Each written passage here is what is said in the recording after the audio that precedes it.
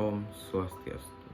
Halo semuanya, perkenalkan nama saya Putu Wahyudi Ratama, nomor absen 29 dari kelas 10 IPA 4. Jadi di sini saya akan menjelaskan tentang materi teks eksposisi.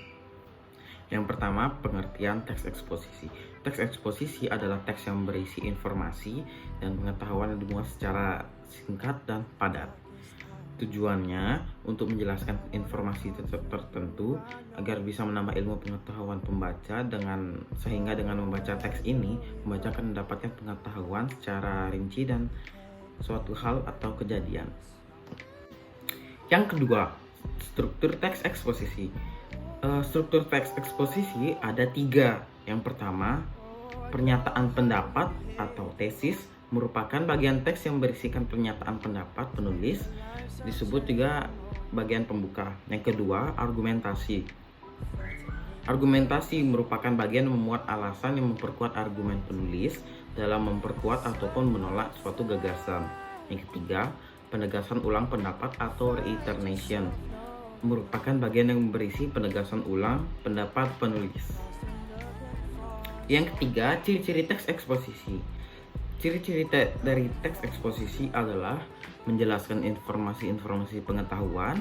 Kedua, gaya informasi yang mengajak. Ketiga, biasanya menjawab pertanyaan apa, siapa, kapan, di mana, mengapa, bagaimana. Keempat, berusaha menjelaskan tentang sesuatu.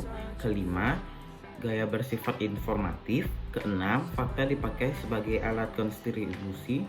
Ketujuh, singkat, padat, dan akurat.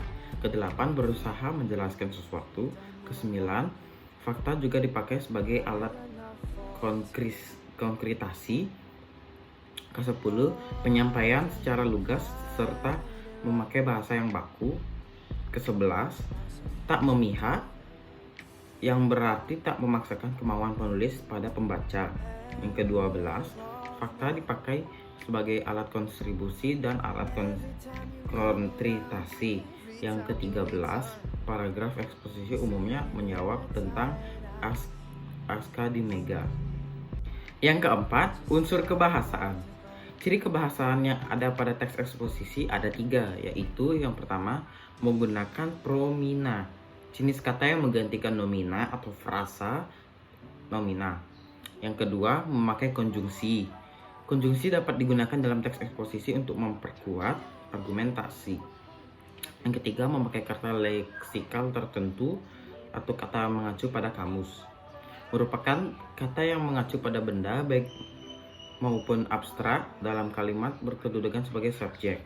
Dilihat dari bentuk dan maknanya, ada yang berbentuk nomina dasar maupun nomina keturunan. Nomina dasar contohnya gambar, meja, rumah, dan pisau. Dan yang kelima adalah jenis-jenis teks eksposisi. Jenis-jenis teks eksposisi ada 7. Yang pertama, teks eksposisi ilustrasi menggunakan penggambaran sederhana atau bentuk konkret dari suatu ide, mengilustrasikan sesuatu yang mempunyai kesamaan sifat menggunakan frasa penghubung. Yang kedua, teks eksposisi berita memberikan informasi dari suatu kejadian, sering dijumpai dalam berita dan surat kabar. Yang ketiga, teks eksposisi perbandingan menerangkan ide atau gagasan pada kalimat utama dengan metode perbandingan. Keempat, teks eksposisi proses berisi mengenai panduan atau tata cara menggunakan sesuatu.